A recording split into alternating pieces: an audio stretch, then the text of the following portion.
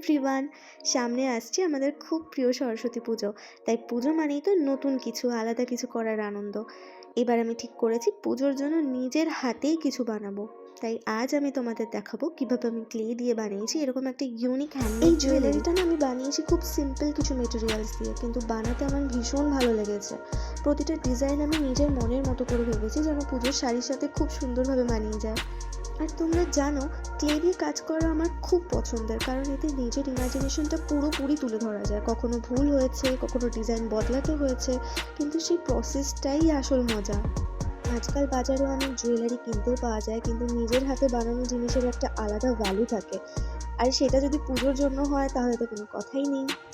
এই জুয়েলারিগুলো শুধু দেখতে সুন্দর হয় না, খুব লাইট ওয়েটেড আর কমফোর্টেবলও হয়। কলেজ, স্কুল বা সিম্পল কোনো পুজোর আউটিংয়ে সব জায়গায় পরা যাবে। অনেক সময় ক্লে হাতে লেগে পুরো মেসি হয়ে গেছিলো, কিন্তু তখনও থামিনি, কারণ মনে হচ্ছিল এই ছোট ছোট ভুলগুলোই তো হ্যান্ডমেড কাজের আসল বিউটি।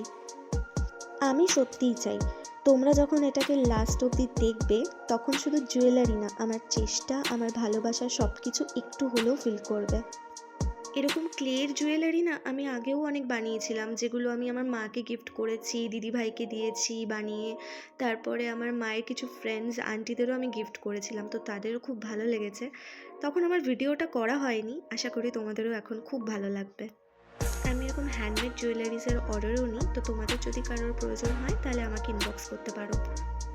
তোমাদের কেমন লাগলো এটা অবশ্যই কমেন্ট করে জানাবে কিন্তু। আর যদি আরও এরকম হ্যান্ডমেড জুয়েলারি বা ক্রাফট ভিডিও দেখতে ভালো লাগে তাহলে ভিডিওটাকে লাইক করো, চ্যানেলটাকে সাপোর্ট করো। আর তোমাদের সাপোর্টই আমাকে নতুন কিছু বানাতে ইন্সপায়ার করে। সবাইকে আগাম শুভ সরস্বতী পুজো, দেখা হবে নেক্সট ভিডিওতে। টাটা।